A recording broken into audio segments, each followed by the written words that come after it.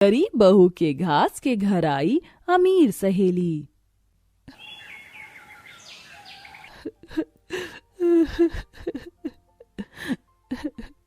अरे गायत्री, क्या बात है? ऐसे रो क्यों रही है? देख ना मलिका, मैंने अपनी डॉल का घर छत पर रख दिया था और एक बंदर आकर उसे तोड़ गया।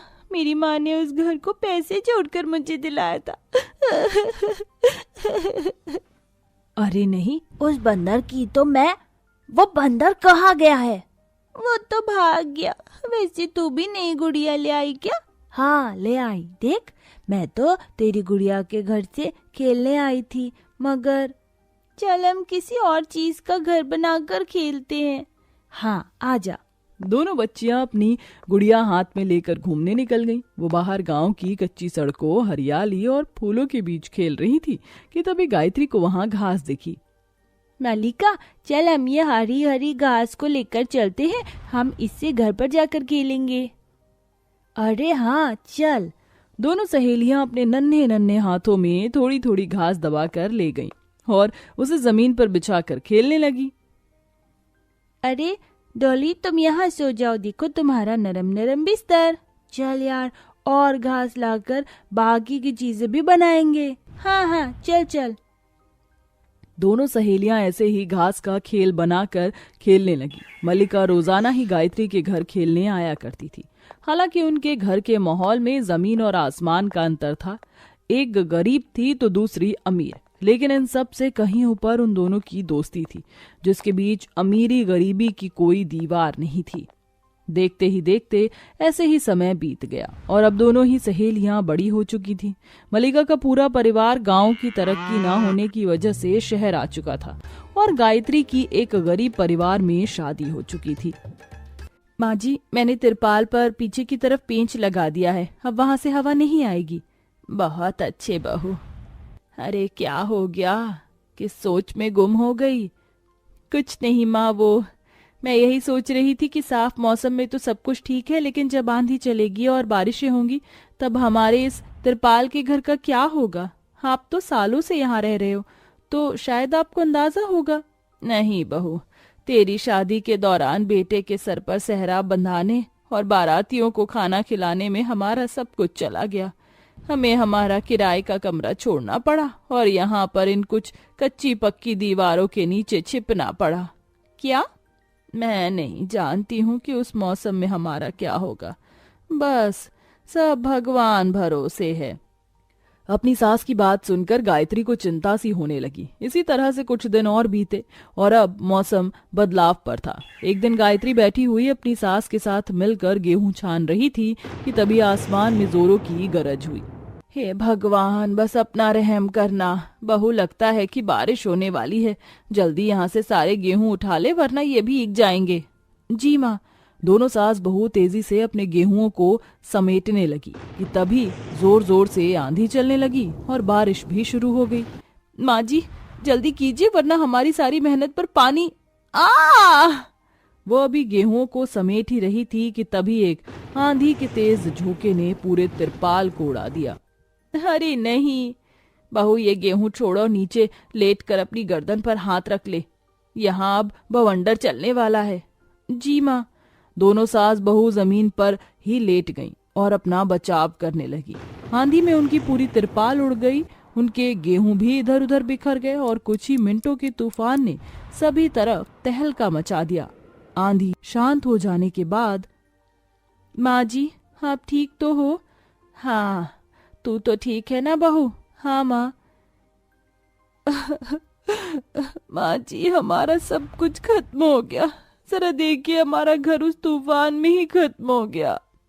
रो मत बहू, इस स्थिति में ही तो हमें एक दूसरे का सहारा बनना है, तो रो मत। तूफान शांत होते ही गायत्री के ससुर और पति भी घर की तरफ दौड़ते हुए आए। कहाँ गया हमारा घर? बाबा, सब कुछ खत्म हो गया। तुम रो मत गायत्री, तुम्हारा रोना मुझे अंदर से तोड़ रहा है। अब हम कहाँ जाएंगे, कहाँ रहेंगे?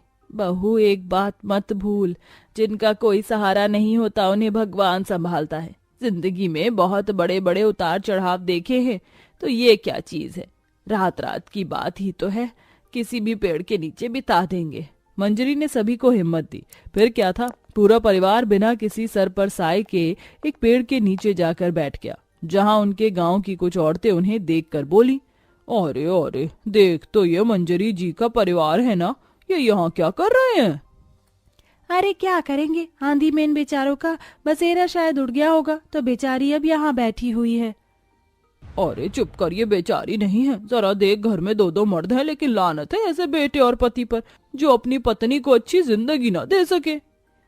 सही कहा, हाथ पांव सलामत है जब भी घर में चूड़ियां पहनकर बैठे रहते हैं। दोनों औरतें बेवजह उन्हें सुनाती हुई चली गई। उनकी बातें सुनकर सभी ने खून का सा घूंट निकला और एक रात उस पेड़ के आंचल में ही बिता दी। अगली सुबह बारिश की वजह से गरीब बहू को जगह जगह हरी हरी घास लहलहाती हुई दिखाई दी। वाह, प्रकृति कितनी खूबसूरत है। इस घास को देखकर तो मुझे बचपन के दिन याद आ रहे हैं, कैसे मैं और मलिका अपनी गुड़िया से घास का घर बनाकर घंटों घंटों खेलते थे। गायत्री घास को छूते हुए अपने बचपन के दिन याद करने लगी कि तभी उसके मन में एक आइडिया आया। अरे अगर मैं चाहूं तो। अरे हाँ, गायत्री ने अपना आइडिया अपने घर वालों को सुनाया। आइडिया तो बहुत अच्छा है गायत्री, घास बिल्कुल फ्री की चीज है, तो हम इससे घर बना सकते हैं। बचपन में जो घर छोटा बनाया था, आज मैं उसे बड़ा बनाकर देखूंगी। तो सभी अब देख क्या रहे हो, चलो हरी हरी घास लेने चलते हैं। मैं और बाबा थोड़ी जंगल से लकड़ियां ले आएंगे, इससे घर और भी मजबूत बनेगा। पूरे परिवार वालों ने वैसा ही किया। मंजरी और गायत्री हरी हरी घास ले आई और दोनों बाप बेटे जंगल से लकड़ियां। उन्होंने उन सभी को जोड़कर बहुत ही ज्यादा सुंदर घास का मकान बनाना शुरू किया। बहू, अब इस हिस्से पर घास चढ़ानी है क्या? जी माँ। पूरे परिवार ने मिलकर घास की एक बहुत ही प्यारी छोटी सी कुटिया बना ली। वो बहुत सुंदर लग रही थी। अरे अब काम तो पूरा हो गया है, तो अब आप क्या बनाने की सोच रहे हैं? गायत्री, मैं सोच रहा था कि क्यों ना मैं इस घास और लकड़ी से ही फर्नीचर भी बना दूं। ये काम मजेदार है और इसी बहाने घर में कुछ सहूलियत का सामान भी हो जाएगा। आपकी मर्जी, जैसा आपको अच्छा लगे कर लीजिए। निशांत ने अपने घर के लिए घास से ही फर्नीचर भी बनाया। उसने घास का बेड, घास का सोफा सेट, डाइनिंग टेबल वगैरह चीजें बनाई। अब उनका घर तो संवर चुका था, लेकिन अभी भी निशांत के हाथों में कोई रोजगार नहीं था। ऐसे ही दिन बीत रहे थे और एक दिन अचानक ही मलिका गायत्री से मिलने उसके ससुराल आई। उस वक्त गायत्री और निशांत में लड़ाई हो रही थी। आप भी ना, कोई काम आपको मिलता ही नहीं है। तुम्हारी बुद्धि मोटी है क्या? मैं कितनी बार तुम्हें बताऊं कि मैं कोशिश कर रहा हूं। हाँ बस जाइए आप तो ऐसे ही। अरे अरे अरे, घर में सास ससुर की गैर मौजूदगी का फायदा उठा रहे हो। कौन बोला? अरे मलिका तू? अरे नहीं नहीं। गायत्री सब कुछ भूलकर मलिका के गले लग गई। कितने सालों बाद तुझे देखा, ऐसे लड़ क्यों रही है? कुछ नहीं, तू बैठ। अरे जीजू भी आए, आप दोनों बैठिए। हम बैठने नहीं आए, बस मैं जरा जल्दी में हूँ, खड़े खड़े ही बात कर ले। वैसे ये बता, ये बचपन की गुड़िया वाले घर में तू कब से रह रही है? बस अभी 1 महीने पहले ही बनाया है। क्या कहा साली जी, ये आपने बनाया है? ये सब कुछ घास का फर्नीचर, घर वगैरह सब आपने ही बनाया है क्या? जी जीजा जी, ये सब कुछ निशान जी की और मेरी मेहनत है। अरे वाह। अरे मल्लिका, अगर हमारी फैक्ट्री में ये फर्नीचर सेल करें तो कितना फायदा होगा। सही कहा जीजा जी, क्या आप हमारी फैक्ट्री के लिए भी ये फर्नीचर बनाएंगे? क्या? अरे क्यों नहीं, ये तो बहुत खुशी की बात होगी मेरे लिए। तू तो आज मेरे घर देवी की तरह आई है। जानती है, कोई रोजगार ना होने की वजह से ही हमारे बीच ये लड़ाई हो रही थी। क्या सच? अब तुझे फिक्र करने की कोई जरूरत नहीं है, तेरी सहेली है ना। दोनों सहेलियों ने उस दिन बहुत बातें की। जब मलिका के पति के काम के बारे में मंजरी और मयंक को पता चला तो वो भी बहुत खुश हुए। अब निशांत गणेश की फैक्ट्री में घास का फर्नीचर बनाने का काम करता था। ये लो तुम्हारे 16,000 रुपए। अब जो भी ऑर्डर आएगा उसमें हमारा 50-50 का हिस्सा होगा। अब तो खुश हो? एक बड़े भाई की तरह आपने मेरी मदद की है, बहुत बहुत शुक्रिया।